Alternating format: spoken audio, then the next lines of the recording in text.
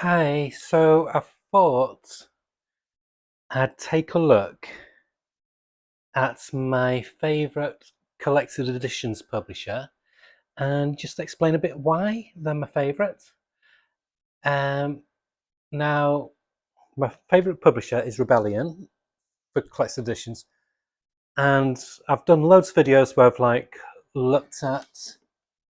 You can see, you can see over there all these various 2000 AD collections, so Zenith, Judge Dredd, Nemesis, Definitive Editions, the Essential Judge Dredd collections of Essential Judge Anderson, etc. So that's just one part of what Rebellion do. They also have, and this is what has clinched it for me, they have the whole library of IPC Fleetway publications dated back to the 1940s, 1930s. So they've been restoring and bringing out library editions of strips what have been lost in the sands of time for years and years. You've just been able to get them in if you go to like flea markets or eBay, etc. You can get the old comics from the 50s, 60s, 70s, and 80s. But now we've got them back in our hands, and so we've got the stuff from the 60s, and British comics in the 60s was very, very different to comics from America in the 60s. They had some loose kind of superheroes, but the superheroes were very, very weird, very different to what you had in America. They had some war stories. They also had stories about things like there's one which I want to get hold of because it's meant to be quite heartwarming and heartbreaking at the same time. Marty the Fox. They did fantastic ranges of girls comics as well, which didn't talk down to girls, didn't make it all mamby-pamby and cutesy, but they had a lot of supernatural elements. And so he had titles like Misty, etc. So I have quite a number of books from various decades, various different comics that came out from the 50s, 60s, 70s, and 80s. And so I just thought I would go through and show you why Rebellion is my favourite one. It's not just for the variety as well, it's also they don't have the restriction what has been imposed because they're not as big and they're not owned by this big global. They've not got big master studio entity like Marvel has with Disney, and DC has with Warner Brothers Discovery. So they've got much more freedom how they do the formats. So they decide themselves how they're going to do a book in format. So some will be softback, some will be softback with French flaps, some will be almost like an omnibus. So there's much more variety, and they cater it to the particular strip. So some strips, like I've got a book I really adore, which I did a review of in one of my videos, called Hell Trekkers, which was like a survival story from 2000 AD, and that had like yellowish pages, and it enriched the artwork so much. So I just wanted to show you some of the different styles that they've got, and there's also some which Rebellion have branched out of. They've like resurrected the IP properties of stuff from Battle, of stuff from Scream. So there's been modern day Scream and Misty specials, and there's been like a series of battle action comics as well, which has done some really gorgeous hardback versions, which I'll show as well in here. So I'll just give you like a quick overview and just show you what I mean by the sheer variety that there is. For example, there's one here called the Jose Munoz collection. So Jose Munoz is one of the best international artists. He's made a real name for himself with Alax Sinner, and this was done years before that. This was done in the 60s, in the early 70s, 1973. So his art style is very, very different to what he became known for. It's not as abstract as he later developed his style to. And these stories are really, really fun. They're very camp, kitsch, science fiction stories. Like one of them's called Lost in Limbo Land. Another one is A Stitch in Time. And then the other one is Sark the Sleeper. And they're just so good. They're just so trippy. So these were strips from the early 70s. And like I said, they were so different to what you get in American comics. The arts was much more detailed because they had to fit more in on the page, because a weekly strip was about 3 or 4, 5 pages of the Feeling Generous, and then there'd be about 6 other strips in the weekly comic. And it's just gorgeous, and much more variety of different types of adventures. Like I said, so in British comics, superheroes were way down on the pecking order. They were like a rarity. But you had more stuff like this, where you had these wild and wacky sci-fi or fantasy tinged adventures. And another one which is worth showing is Dr. Mesmer's Revenge, which is about an ancient mummy that gets brought back to modern day England. This was originally in a comic called Thunder in the 1960s. This is a real fun read. So there's a villain who's got like these psychic abilities. He's got like this huge head, looks a bit like the leader. But the art by Carlos Cruz is just so dynamic, so much fun. And again, it's nothing like you'll get in American comics. Much more in flavour of like European comics, obviously, because we are in the UK. So, but this is what I'm saying. So they read very different to American comics. They still can be verbose compared to today's comics, but because of the restrictive page count, they had to get more stuff over. But so they wouldn't have that clash of descriptive boxes and speech bubbles like Stan Lee did with Spider-Man, etc. So if it was speech bubbles, it'd just be speech bubbles, and then there'd be a description box and another bit, but they wouldn't like overlap each other. It wouldn't like one wouldn't like dilute the effects of the other one, if that makes sense. And then you also had classic artists like Don Lawrence, who before he became known for things like the Dragon Empire, etc., he did a series called Carl the Viking, which was from Lion. Lion was a really really good boys' adventure comic from this. I think it was the 50s, 60s, and 70s. Robert Archie and other characters came from there as well. But the art in this, it's just such a great, like sword and sandals slashed with a bit of sword and sorcery as well. Adventure. Don Lawrence's artwork is amazing. I've not got around to reading this yet. I am going to read it and give a review of it eventually, because I want to get the second volume, which is written by Michael Moorcock. But again, as you can see, even with these three, even though they're old paperbacks, the different formats. This is a big chunky one. The paper quality as well is really, really thick. And talking about how they had weird heroes, there's one called the Steel Claw, which I'm going to get hold of, which I think they've done about 2 or 3 volumes on, which has got artwork by Jesus Blanco, and it's so detailed. He was a big inspiration on artists like Brian Bolland, that lot, where it's almost like this photorealistic kind of art style. But what I love about the Steel Claw, his power was he became invisible, but he had a steel claw. So he kind of like defeated the object. So even though the rest of him was completely invisible, there was this great big clanking steel claw on his right hand. So it's like, but apart from that, once you suspend that disbelief, great fun, like spy-fi action adventure.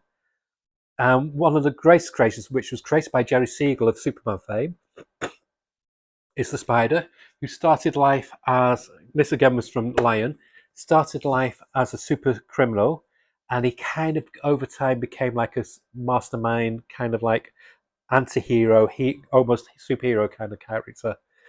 But again, the artwork is just so dense and detailed and wonderful. Because British comics, apart from Look and Learn, British comics in the 60s and 70s tends to be mostly in black and white. So I've got 2 volumes of this.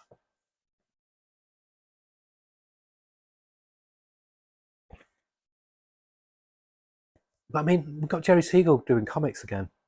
But obviously, because it was in the UK, this wasn't really heard of in America. And then another one who came to fame back again later on by Grant Morrison in Zenith. It's Archie the Robot, but he started originally in the 60s.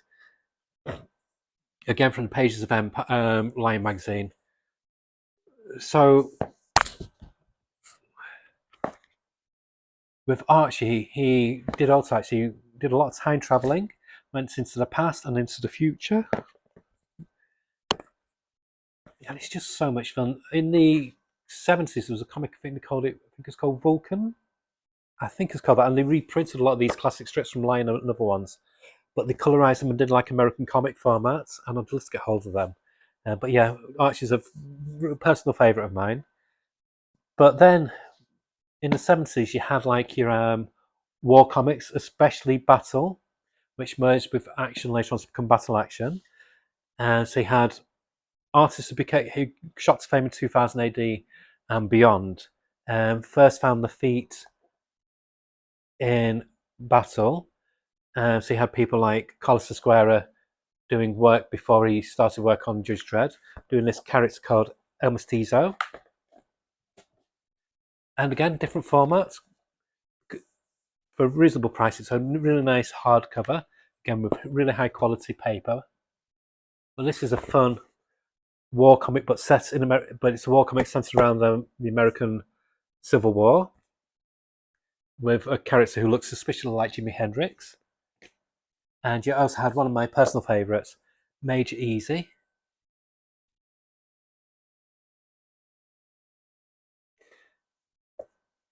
Which is basically James Coburn playing a eccentric British major, which makes no sense. He looks American. He really looks American. And he drove a Bentley all the way through all of his adventures. They never explained how he managed to get a Bentley to drive in whatever mission he was doing. And again, artwork by Carlos Esquerra. Just so much fun. A lot of the stories are one and done in 6 pages. Some of them carried over to about 2 or 3 chapters. But each story never outstayed its welcome. And it's just really punchy, really fun. And again, floppy format, and it's got a lot of back matter showing the covers that he featured on. He's a character who's come back time and time again, and he recently came back in the relaunched Battle Action 10 issue series, what they did, which I'll show later. And I've shown that already before on some of my videos, but it's featured in some hardback collections as well, what they did, what I've shown a bit. But we'll skip back, because I forgot this was in my pile, to another favourite Lion character. And this is another thing why I like Rebellion. They give you 2 options of a lot of their books.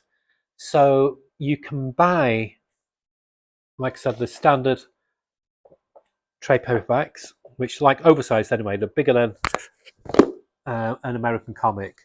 So an American comic would go like that. So they're a lot bigger. But if you go online and you want something a bit more quality for an extra, normally between £5 to £10, depending on the size of the book, you can get hardback versions. So you can get web store exclusives, which don't have any writing on the cover. They have a different cover, like this one's done by Chris Weston. Really, really nice. I got this for about £5 from the sale. So do recommend checking out 2000AD.com with cool frontispieces. So this is the House of Dorman. This is about a guy who is kind of like a superhero, but he's got no superpowers. He's a ventriloquist, but he's got all these little robots, these little dolls, what he controls, and they argue and bicker amongst themselves. So he's basically schizophrenic. But it's got Eric Bradbury artwork, and Eric Bradbury, I didn't realise how good he was until later years. He's basically the UK equivalent of a Jim Aparo kind of style of artist. He's got so much detail, so much energy in his artwork. He's up there with the Jim Aparo kind of classic 60s Jim Aparo art style. Really, really wonderful. I love this book. House of Dorman is one of my favourites. I used to read these. I was a bit too young for Lion, but they used to reprint these. Like you still get the Lion annual when the comics finish, which are like these hardback books, what they brought out every year. And they used to do like summer specials, so I used to read these stories in those. And my brother had some older comics as well with Lion comics. So yeah, love that. And again, another different format, web store exclusive hardbacks with textless covers. And then they've started dipping their toes into doing almost like omnibuses. So this is the complete Scream. Scream was a horror comic from the 1980s. It got cancelled after the 15th issue because there's a public outcry about it, saying that they were trying to corrupt some politician got the knickers in a twist, saying that they were corrupting children by doing horror stories. They've done this a lot with UK comics, but they always push the envelope. I'm surprised 2000 AD survived, to be honest. Action was one that they watered down because somebody said it was too violent, and they said this was too terrifying. So this is Scream, really nice hardback omnibus, art on board, and nice silver kind of like embossed lettering. And they're going to bring out all the holiday specials into a form, into like a twin sister companion piece to this. So this has all the comics, including the covers, but like they've done with the DC Finest, where they've not separated stories. They've done them issue by issue, and they've got all the creators on the pages here. So you have the first cover. I hope they do this with the Resurrected Eagle comics. On a personal note, and this will make one person laugh anyway, which is Geeky Hog. I would love a collector's edition of Tornado. Tornado, you need to Google Tornado just to see how much of an atrocious comic it was, but I've got such a soft spot for it. They had Dave Gibbons as the editor. He was called Big E, and it was Dave Gibbons during his fat period. So he had to wear the superhero costume, which was very figure hugging, and he had the wrong kind of figure to be hugged. Let's just put it that way. But anyway, this features so many good artists. Again, people like Eric Bradbury, Jose Otis, who's a really good Spanish artist. Cam Kennedy did various bits for it. There's an Alan Moore story called Monster, what John Wagner and Alan Grant took over later.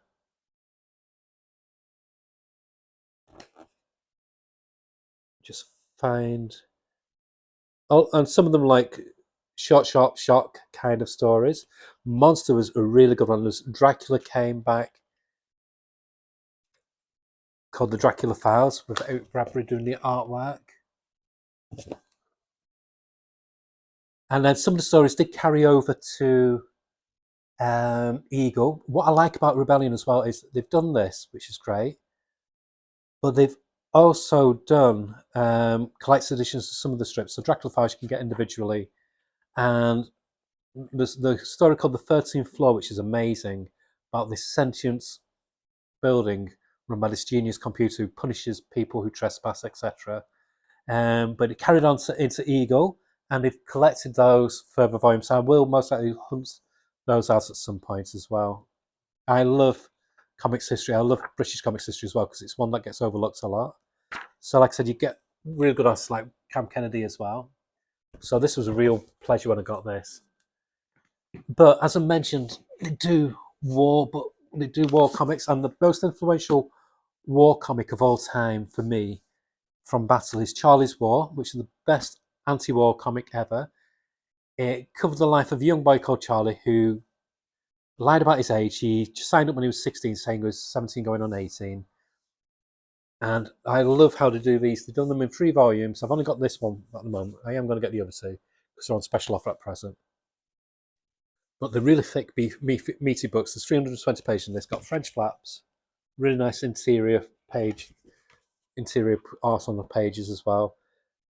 And it was just done by Pat Mills and Joe Copen on the art. And this is Pat Mills' best ever work.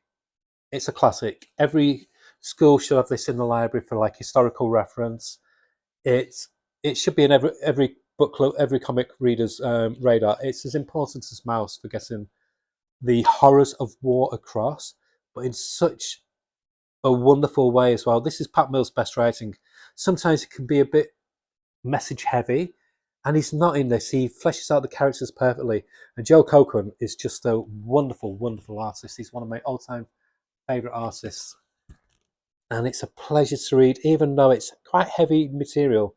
You fall in love with the people. There's a big cast in this, obviously, because it's war. And it shows the horror of war from all sides. The enemy's not just the Germans, but some of the like the sergeant majors, some of the lieutenants and the colonels, etc. They were bastards. They treated the soldiers as just fodder, and it doesn't hold its punches. And this was in Battle, which was predominantly billed as a boys' adventure comic.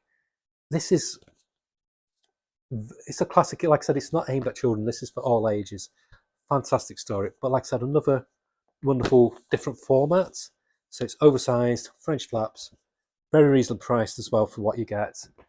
And then they do some really handsome hardback war collections. They've done recently Rat Pack, which you can get either in soft cover or the web shop exclusive hardcover. I am going to get that because that's great. If you remember the film called The Dirty Dozen, it's very much like that. It's convicts sent on missions during wartime. But one which they've done a second volume of, which I will get, is The Sarge. This is an excellent, excellent story with great. It's written by Jerry Finley Day, art by Mike Weston. It's a wonderful, tough as nails, almost like slice of life on the front in the Second World War. Really, really good. It's about this Sarge. He's in his 40s. He's past his prime. Also, that's how a lot of the other soldiers view him, because a lot of them are draftees, you know, in the late teens, early 20s. But they all realise he's somebody to be depended on, somebody to be admired. He's been in the other war. He's got, you know, he's got experience. He's got gravitas. What a lot of the other sergeants, a lot of the other higher ups don't have, because he's lived it, he's been through it, he's experienced, and he treats everybody with respect, no matter how lowly they are in the pecking order. And yeah, just a fantastic book. Again, gorgeous hardback. This wasn't an exclusive. You can only get this in hardback, but I do recommend it because it's very reasonably priced. And like I said, they resurrected Battle Action in the past few years. It came out recently as a one-shot hardcover, 96 pages. All the stories were by Garth Ennis, and this has stories of classic stories from Battle Action characters, but new stories. So you've got Johnny Red, Hellman, the Sarge, Kids Rule OK, Crazy Keller, Nina Petrova, and Dredger. Dredger's like this really tough as nails MI5 agent, which has gorgeous, gorgeous, gorgeous artwork by